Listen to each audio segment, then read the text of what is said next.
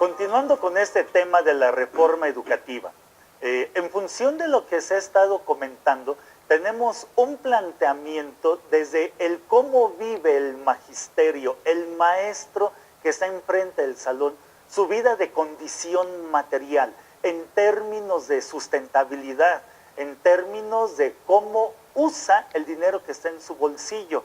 Eso es mucho de lo que estuvimos visualizando como un ariete, como un instrumento para poder generar movilizaciones. Eso en cuanto a su concepto de vida material. Por otra parte, está toda la dinámica de lo que es propiamente el contenido del modelo educativo. Y, como hemos estado analizando, también los diversos actores políticos. Es decir, no nomás es un tema de la condición de la vida material del maestro, también tiene que ver con el modelo educativo y el actor político. Y desde este punto de vista, se decía, ¿era necesaria la reforma? Sí, sí era necesaria. Ahora, ¿es suficiente? Creo que aquí hay otro tema que debe de plantearse y tiene que ver con el hecho de que una vez que se están instaurando determinadas alternativas y soluciones, lo que hemos estado visualizando en nuestro país es la cultura del modelo anterior que se está trasladando como un concepto habituado del cómo se vive y cómo se tienen que resolver los problemas, se impone por encima de las reformas. Un claro ejemplo es parte de lo que se vivió justamente con la reforma en derecho penal, en donde justamente los vicios y las prácticas del modelo anterior sigue hasta el día de hoy frenando parte de esta nueva solución como propuesta del juicio oral. En este caso, ¿seguirá pasando lo mismo con el modelo de la nueva propuesta educativa en México? ¿Qué tenemos acerca de esas viejas prácticas? Y no nomás de las prácticas, sino hasta de los mitos que se encuentran ahí detrás. Carlos, por favor, ¿qué tienes en consideración de eso? A mí me gustaría primero comenzar con el concreto extracto de la reforma educativa en México. Y para ello hagamos referencia al artículo 3 constitucional. Y en concreto nos dice la reforma que habrá mejores maestros, que habrá más tiempo en las escuelas respecto de los alumnos, que habrá alimentos sanos y nutritivos, que habrá mejores libros de texto y más materiales educativos, y naturalmente que habrán instalaciones adecuadas y en muy buen estado. Hasta este momento, al menos en este artículo constitucional, no nos dicen el cómo. De igual manera, se reformó el artículo 3 en su fracción segunda, el inciso D constitucional, y nos habla de que cuando menos se cubrirán 200 días efectivos de asistencia a clase por parte de los alumnos. De igual manera, esto viene a colación con el artículo 51 de la Ley General de Educación y nos hace referencia a que se tendrá que contar con la disponibilidad y eficiencia de los maestros, con el inicio puntual de las actividades. Se acabó el cafecito. También nos habla de que todos los alumnos deberán asistir de manera puntual y un estricto control de asistencia. Nos habla también de que los materiales para estudio estarán a disposición de los alumnos en todo momento. Habla de que siempre habrá, ya en todo momento, se destinará un gran presupuesto para la enseñanza y sobre todo se buscará la consolidación del dominio en la lectura, en la escritura y sobre todo en las matemáticas, que como ya lo hemos comentado, son de los principales rubros en donde lamentablemente estamos muy carentes. Sin embargo, en torno a esta reforma de manera formal, se han creado muchos y más grandes mitos hacia donde principalmente la coordinadora nos ha pretendido llevar, tratando de crear esa nube de humo y olvidándose de lo verdaderamente relevante, que es esa intención del Estado y que era tan necesaria, sin embargo, lamentablemente creemos que sigue siendo opaca. Esos mitos, entre ellos se encuentra primero, con motivo de esta reforma laboral implícita en la educativa, voy a perder mis derechos como naturalmente trabajador. Esto es mentira. La realidad es que todos sabemos que en efecto retroactivo en cuanto a legislación jurídica en México se refiere, está prohibido por orden constitucional. La segunda de ellas es que ya no voy a poder demandar si soy despedido, aun cuando después de ser evaluado, naturalmente y no haber pasado ese proceso de evaluación, voy a ser despedido con justificación. Por supuesto que pueden demandar. Sus derechos laborales quedan naturalmente salvaguardados a través de la legislación y de los órganos institucionales creados para tal efecto. También se habla de que se va a privatizar la educación pública y que ahora el gasto de mantenimiento tanto de los profesores como de las instalaciones va a correr a cargo tanto de los padres de familia como de los mismos alumnos y profesores. Esto es falso. El presupuesto asignado por parte del Estado, una vez que sea transparentado, veremos ahora sí, con motivo de esta reforma, en qué se va a aplicar y esa rendición de cuentas se va a tener que realizar de manera formal. Por cuanto hace a otro mito también, habla de que la intención de la evaluación es correr a los profesores. La realidad es que no es así, la realidad es que se trata de ir disminuyendo esa carga de tantos profesores, llamémosle así, que no se encuentran realizando sus actividades, no obstante que sí están cobrando de manera formal y cotidiana, y sobre todo aquellos que se encuentran en teoría comisionados en el famoso sindicato.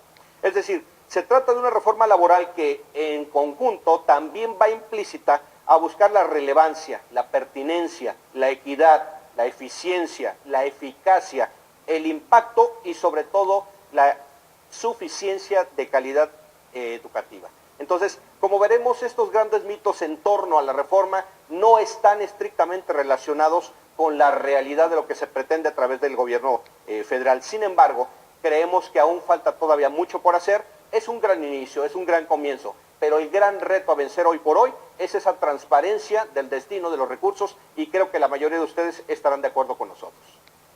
Muy bien, sí, entendemos también parte de tu experiencia acerca de asesorar también a las instituciones privadas acerca de qué es lo que implica toda esta reforma, que hay también mucha incertidumbre en ese sentido. Digo, si necesita el teleauditorio a una persona que le pueda asesorar en la materia, pues justamente nuestro amigo Carlos, presidente de Miranda y Miranda en el despacho, pues pueden tener aquí una muy buena asesoría, ¿sí? Claro.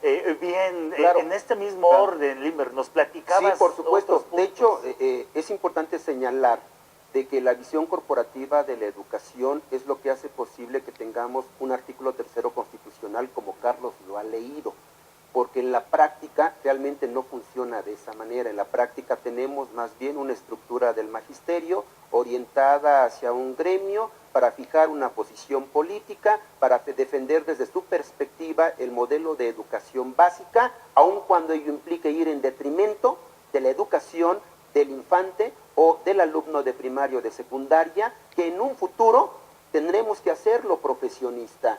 Y lo que no ve esta visión y cultura corporativista de la educación es que con ese modelo y con la politización de la misma estamos afectando a ese futuro profesionista. ¿Lo está viendo el gobierno federal? Sí, lo está viendo, pero me parece que el gobierno federal tuvo otro objetivo al momento de plantear la reforma educativa: quitarle peso político a la CENTE, restarle un poco de resistencia a la coordinadora y tratar de llevar la reforma educativa en un plano de negociación política. Y ese es el grave error de la reforma educativa, porque no nos estamos dando cuenta que con esa decisión de carácter institucional estamos afectando a los futuros profesionistas del país, máxime cuando el contexto internacional está exigiendo profesionistas competentes y competitivos para entrar a un mercado global, en donde el resultado y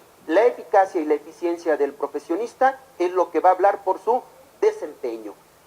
Eso es lo que no estamos observando. Entonces no fue completa ni integral la reforma. No, porque es suficiente. así es, Jesús, porque lo único que hicieron con la reforma es encubrirla bajo la necesidad de reformar el modelo de educación básica, pero en el fondo había un real componente político. Y ese real componente político significó haber llevado a su dirigente a prisión, cuando sabemos que hay otros gremios sindicales en otros rubros, en otras materias, que han actuado de la misma forma que esa dirigente que hoy se encuentra recluida y casualmente siguen libres sin ningún problema. Ello habla entonces de que durante un proceso electoral reciente que acabamos de concluir, uno de estos gremios no apoyó como debiera de ser y le sucedió lo mismo que a la Quina en el 88. El no haber apoyado un sistema con un candidato muy bien definido lo llevó a ser recluida, porque hoy tenemos líderes sindicales que han actuado de la misma forma que esta titular del CENTE y se encuentran desde luego viviendo de las canonjías del sistema. Entonces, si esta reforma no fue integral, hay puntos que no se han observado. Dentro de estos puntos, Vladimir, algo que sí, querías Jesús. comentar. Sí. Yo comparto la posición de Limber, de Carlos, tuya, Jesús, y voy a poner un dato y nuevamente de manera general. ¿Por qué? Porque si nos centramos solamente con información nacional, que vimos que es insuficiente, perdemos el panorama. La reforma es insuficiente, sí, y el principal rezago que se va a hacer es en materia educativa y afectar a la población.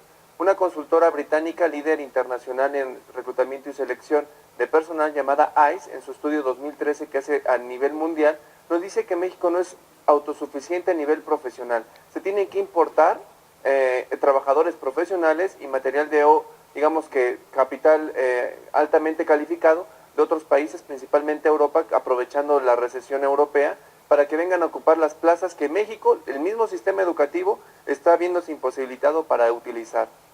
¿Esto qué nos dice? Que México vive en un mito, atrapado en un mito dentro de instituciones que el día de hoy no son competitivas. ¿La reforma es necesaria? Sí. ¿No es suficiente? No es suficiente. Claro, inclusive Jesús, permíteme meter este punto. Tan importante fue haber sacado la reforma educativa que la única manera de haberlo hecho fue haberla pactado.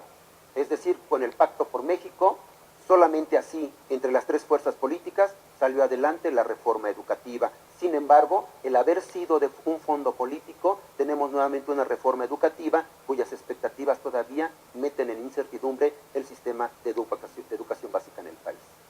Sí, entonces este tema en donde México ahorita no tiene una expectativa real de cómo dar tanto la cobertura, lo que es muy contrastante con esta cuestión sindical que hace rato se planteaba, ¿no? O sea, estamos hablando en términos de competencia de una eficacia donde se supone que México tiene exceso de maestros para ocupar los espacios, pero el tema que estamos comentando ahorita se llama en términos de esa eficiencia. Y tan así estamos, sí. Tan así se ve el problema estructural, Jesús, de que en un siglo, ha pasado un siglo y no hemos podido tener un estadístico muy claro de cuántos maestros, cuántas escuelas y cuántos alumnos tenemos en el país. Tan Correcto. Así está el problema estructural en el país, que apenas está terminando de aplicar la encuesta con el INEGI y la SEP para poder tener un dato grave real. ello. Muy bien, con estas reflexiones vamos a corte, nos vemos en unos momentos.